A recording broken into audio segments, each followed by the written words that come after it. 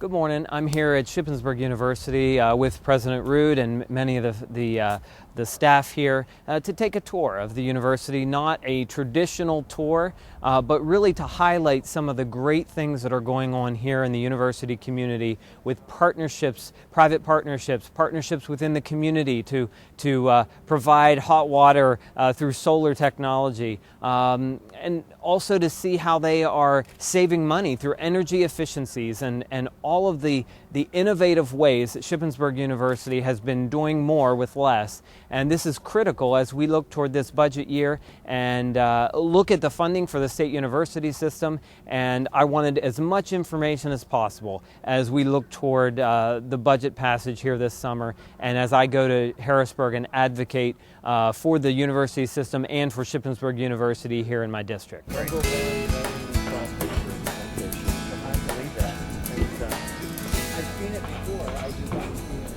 We're going down to the steam plant first, and then we're going to go to Uber, I believe, and then our student housing project, probably through Harley, and then a couple other sites on campus to show you around some of the innovative things that the university's been doing and engaged in. First stop down here is a steam plant, and about 4 years ago we did a guaranteed energy savings project, also acronym is ESCO, and it provided modern controls for the university and a number of other upgrades. Benchmark to what before we did that work, it was about a $5.3 million project, and we've avoided each year now around $1 million in energy costs. So every year over the past 4 years, we've avoided $1 million energy cost just because of this project. For the academic calendars, we'll pull the schedules off the computer system, and we manually input the schedules for the semester for the classes.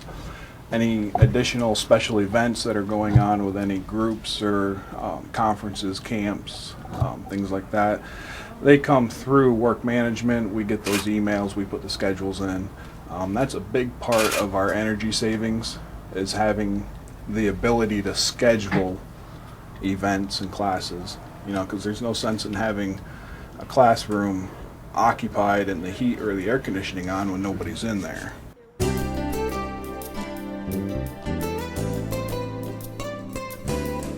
This is a very innovative process for us. Normally our construction is design, bid, and build, but this is a privatized project. These housing units that we're constructing, part of a 3-phase program, will be replacing 100% of our on-campus inventory over the next 3 or 4 years. This is phase 1 that you see going on right now, and this housing is owned by our student association, which is a private corporation. Our contract agreement with them is that we will ground lease the land to them. They will construct the housing for university purposes, and then we manage it for them through contract.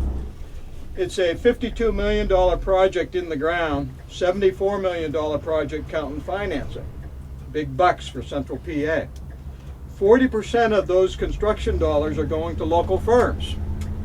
Big bucks for PA. Those contracts are already in place. Of the 50 million bucks, there's 20 million already in place for local Pennsylvania firms right here in this area.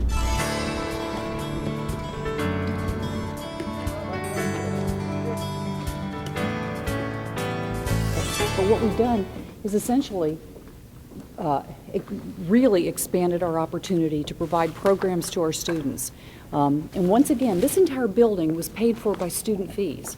There is no tax dollars associated with Which this they building, voted for. which Absolutely. the students decided they Yes. wanted, and they voted for this. So, so what you have here is just a marvelous space that the students can use for all kinds of different programming.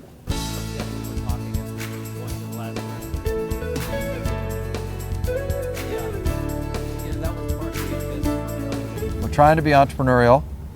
The whole housing project is all non-state dollars that are going to be driven by rents. They're secure, they're safe, they're modern, they're air conditioned, they're carpeted. Students need a pleasant living and learning experience. The data is overwhelming. The more pleasant and on-campus experience a student have, the more likely they are to graduate in 4 years, the more likely they are to get a job, the more likely they are to be successful in their career. And as we go forward, I mean, our big problem really is as the appropriations cut, it's our operational budget. It's our operational budget. It's our personnel. Our personnel are the people who educate the students. They come to the classroom, they teach. We can absorb some increase in class side, but you get to the point where you're not offering the quality of education that you need to offer. And this has been important because I like to see the energy efficiencies going on. I like to see the partnerships in the community. When I see EarthNet Energy and Valley Quarries involved in helping provide hot water for the dining hall, that's exciting stuff. Right.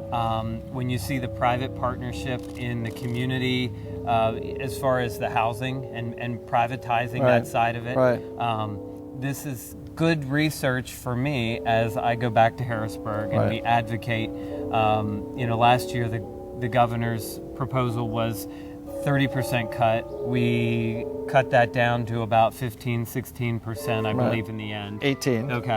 I'm keeping there track. There you go. You're good with those numbers. But nonetheless, hoping that we can do similar or better this year as revenues start to tick upward. We're starting to see that. We're hoping that we can make some changes to these budgets, because what I see you all doing here at Shippensburg is great stuff. You've already been making the cuts necessary. Right. Not only by necessity, but because that's who you are here. Yeah, it's the right thing to do. Yes, absolutely. And I recognize that and want to be an advocate for the university community and have the full scope, full picture. And we're the backbone of Pennsylvania. 90% of our kids come from Pennsylvania. 83% stay in Pennsylvania. 60% are your constituents. Because 60% of the alumni stay in the 10-county area in and around where Shippensburg is, and that's probably true at every other one of the 13. So they're paying taxes, they're getting jobs, they're raising their kids, they're sending them to school. We're a $275 million economic driver annually, and the economic impact study we did statewide, every dollar the state gives us, we give you $6 back. Well, and something else to highlight, when we were touring, the privately funded construction projects are employing our citizens here. Sure, so $40 million worth of local contracts. Those were not public dollars involved in constructing those residence halls. Right. And it's going still back going into back. the economy. Absolutely. Yeah. Absolutely. So absolutely. Those are the kind of ideas that, as a fiscal conservative, as we try to do better, I like to highlight the good, what you're doing in the same respect here at the university. Absolutely. And try to make sure that we do the best we can from Harrisburg to make sure that the essential functions of the university are funded.